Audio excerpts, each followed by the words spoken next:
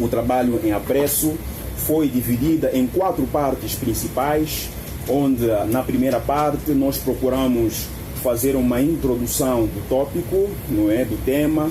Procuramos também ainda na primeira e segunda parte, tanto fazer uma análise sobre a natureza da igreja e também abordar sobre a finalidade da igreja, ou seja, qual é a razão de ser, qual é a razão de existir da igreja, não é? E então seguimos na terceira parte, onde nós, de forma sintetizada, procuramos trazer uma abordagem sobre os avanços, sobre o progresso que a igreja experimentou, tanto na ênfase de então expandir o reino de Deus. Na quarta e última parte, nós procuramos então trazer uma abordagem também sintetizada sobre quais são então os desafios, quais são então as controvérsias que a igreja tem experimentado, portanto, para fazer então avançar o seu reino. Portanto, ora, convém também salientar que o Deus que nós servimos é um Deus que está em missão, e então, junto com esta missão de Deus, Ele escolhe um povo. Esse povo, portanto, junto com Deus, para participar de maneira privilegiosa, não é, nesta missão que é de Deus. Ora, então, já na primeira parte, aqui então esboçar o que vem a ser a igreja. A nossa sugestão no nosso trabalho, não é, para olharmos, tanto falando já aqui da natureza da igreja, é olharmos para as palavras do apóstolo Pedro, quando ele escreve lá na sua primeira epístola, 1 Pedro 2, 8, 9 em diante, onde ele vai dizer que a igreja é, portanto, a raça eleita, a igreja é a nação santa, a igreja é a propriedade exclusiva de Deus, né? Portanto, aquela que, com a morte e ressurreição de Cristo, portanto, Jesus compra a igreja. Por isso é que ela é chamada de propriedade exclusiva de Deus. Ela é também nação santa, porque ele serve a um Deus que é santo, a um Deus que é separado, portanto, do pecado, um Deus que não se comunica com as obras infrutuosas das trevas, não é? Portanto, ele é um povo, mas também é sacerdócio real. Sacerdócio real por quê? Porque é um povo, é uma nação que serve ao Rei Jesus, não é? Portanto, todos nós sabemos que antigamente o sacerdote tinha a responsabilidade de representar o povo diante de Deus, tinha a responsabilidade de oferecer a Deus sacrifícios, primeiro por si próprio e também pelos pecados do seu povo, não é? Portanto, é aqui então o resumo sobre a natureza, não é? Portanto, a razão de ser da igreja. Agora, qual é a finalidade da igreja? Então, a nossa sugestão no nosso trabalho foi, tanto a termos-nos, não é, naquilo que nós chamamos de a grande comissão, e nós podemos ver isso lá no Evangelho que Mateus escreveu, não é? Evangelho de Jesus segundo Mateus, lá no capítulo 28, versículo 18, 19 e 20, vamos ver a finalidade da igreja. Qual é? Que é de que a igreja fosse, não é, e fizesse discípulos, a começar em toda a Judeia, Samaria, não é? Começando em Jerusalém, Judeia e Samaria, até aos confins da terra. Então, ali nós encontramos a finalidade da igreja. E eu, tanto denominei no meu trabalho, que a igreja foi chamada por Jesus para exercer uma missão centrífuga. Portanto, lembremos-nos que no Antigo Testamento, o povo de Israel tinha uma missão centrípeta, ou seja, os povos ao seu redor tinham de ir à nação santa e então adorarem a Deus. Já a palavra igreja deriva do grego eclesia, quer dizer que é uma assembleia chamada de dentro para fora. Então, a finalidade da igreja é exercer esta influência, portanto, não só resumir-se entre 4 paredes, mas ir para o mundo, fazer discípulos e fazer exalar, portanto, o bom perfume de Cristo. Portanto, esta é a finalidade da igreja, ou seja, é um povo, tanto que foi escolhido, é um povo que foi privilegiado por Deus, que foi escolhido por Deus para, junto com Deus, não é, poder então participar desta missão de expandir o reino até aos confins da terra. Esta é a finalidade da igreja.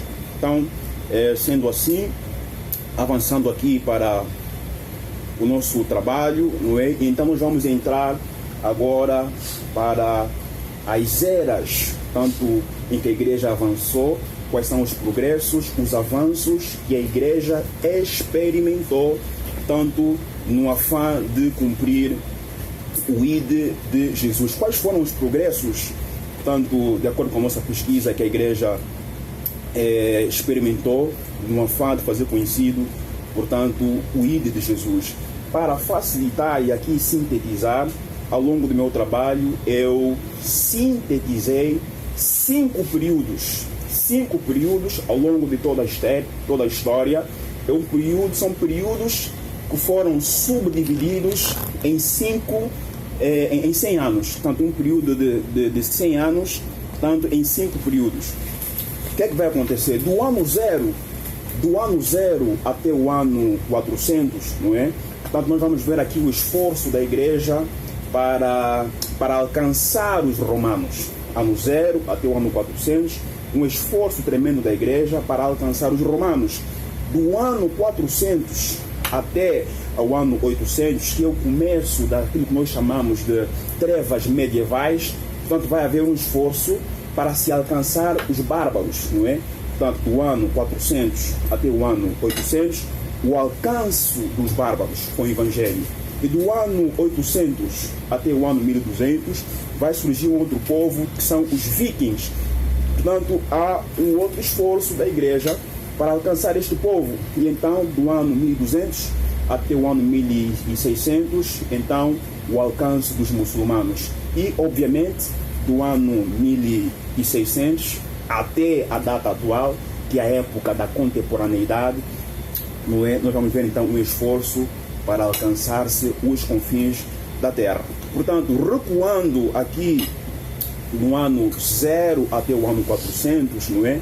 Nós vamos ver o centro de gravidade do Evangelho concentrando ou saindo de Jerusalém e alcança Roma. Ou seja, do ano 0 até o ano 400, todo o Império Romano já havia sido ganho, tanto o Evangelho já havia chegado até todo o Império Romano, não é? E obviamente, tanto com a diáspora, com a destruição de Jerusalém, tanto os cristãos que iam fugindo da perseguição, portanto, iam chegando a vários pontos, tanto Pedro chega a Roma, nós vamos ver aí Bartolomeu e André indo para a Índia, não é? Indo para a Ásia, João foi para na Ásia e vários outros cristãos singulares que aproveitaram, portanto, 2 aspectos principais. No meu trabalho eu chamei de ida voluntária e ida involuntária, ou seja, à medida em que tanto os cristãos eram dispersos ali no mundo ou no Império Romano conhecido, portanto, eles iam e expandiam, espalhavam a mensagem do Evangelho. Isso do ano 0 até ao ano 400. Portanto, depois, a partir do ano 400, portanto, a corrupção, ou seja, o Império Romano cai, portanto, com a invasão bárbara. A invasão bárbara eram assim chamados porque eram povos que não tinham sido conquistados, tanto militarmente como também do ponto de vista cultural. Eles eram assim chamados e eram povos violentos, tanto adestrados para a batalha. E vamos ver então agora o alcance dos missionários, e que eu chamei do meu trabalho de um movimento monástico. Nós vamos ver aqui um movimento monástico com uma grande ênfase para se alcançar estes povos, tanto que não haviam sido ganhos pelo Império Romano. Portanto, os monges, vamos ver nessa época, tanto Carlos Magno, vamos ver nessa época Justino o Mártir, vamos ver nessa época, portanto, grandes homens de Deus, piedosos, portanto, comprometidos com o avanço e com a liderança da igreja naquela época para então fazer avançar cada vez mais este evangelho. Portanto, vai então surgir o período das trevas medievais, a partir do ano 800 até o ano 1200, não é? E surgindo então ali a questão do islamismo, não é? Tanto com grandes cruzadas, com grandes guerras, perseguição, na verdade, e aqui nós chegamos à conclusão de que sempre o sangue dos cristãos, o sangue dos mártires, portanto, foi a semente da igreja. E aqui nós chegamos à conclusão de que, de facto, a palavra proferida, a palavra profética, proferida pelo Senhor Jesus Cristo, de que edificarei a minha igreja e as portas infernais não prevalecerão contra ela. Portanto, do ano 800 a 1200, de 1200 a 1600, portanto, mais uma vez as rotas comerciais, os cristãos que eram perseguidos, escravos que eram levados, portanto, em cativeiro, foram estes que foram grandemente usados para o alcance destes povos muçulmanos. Portanto, do ano 1600 até a época contemporânea, começa então uma grande expansão do Evangelho, com grandes missionários, homens de Deus, sendo usados para então trazer o Evangelho até aos confins da terra. Portanto, com isso quero avançar para a última parte da minha apresentação, que é falar sobre os desafios. Todos nós sabemos que desde os primórdios da igreja, não é? Nós vemos ali, portanto, a igreja de Jerusalém, uma igreja que foi incendiada pela verdade da ressurreição, mas também que foi incendiada pela ação do Espírito Santo para testificar, portanto, de Jesus como rei. E então isto resulta também, como resultou no passado, de grandes desafios. E obviamente a nossa época da igreja contemporânea, que vai ser então a igreja que partilha a mesma era, que partilha a mesma época que nós, portanto, obviamente que não tem deixado de enfrentar desafios. E de forma muito sintética, eu enumerei aqui alguns desafios. Portanto, vou começar falando sobre a questão do liberalismo teológico. O liberalismo teológico, que vem então ser a teoria, a filosofia segundo a qual, portanto, vem tentar opor-se à inerrância, à infalibilidade da palavra de Deus. Hoje nós vemos, portanto, vários pastores, vários teólogos, tanto intitulando-se homens de Deus, mas trazendo aquilo que nós chamamos de coisa estranha, ou seja, a relativização da verdade.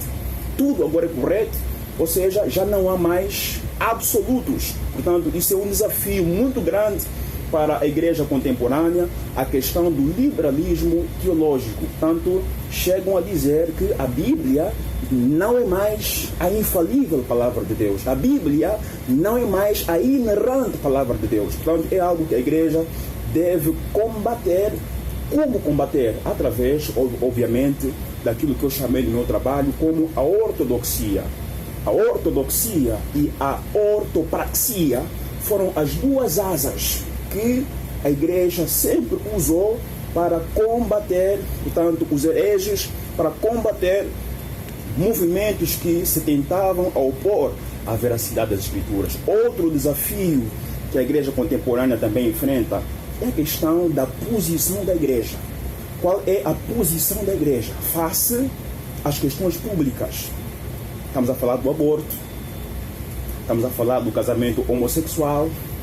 Portanto, qual é o posicionamento da igreja?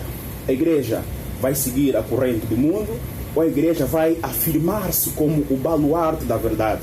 Outro desafio que também nós abordamos no nosso trabalho é a questão do pragmatismo. O pragmatismo, o que é o pragmatismo? O pragmatismo é a teologia ou a filosofia segundo a qual, portanto, aquilo que funciona é a verdade.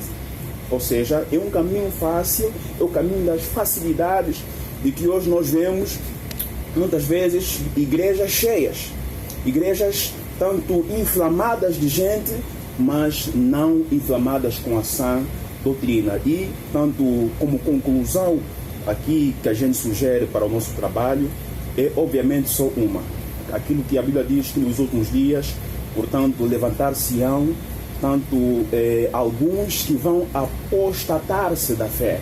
Mas aqui ater-se ao conselho do apóstolo Paulo, que Timóteo deveria ficar firme na sã doutrina, firme naquilo que ele tem ouvido, recebido do seu pai espiritual, o apóstolo Paulo, e eu tenho a plena certeza que com a ortodoxia, que é a doutrina santa, e a ortopraxia, testemunho fiel da igreja, certamente que não haverá barreiras para que a igreja então possa sair vitoriosa. Portanto, com essas palavras, quero agradecer e devolver a palavra à mesa ou à banca do jurado.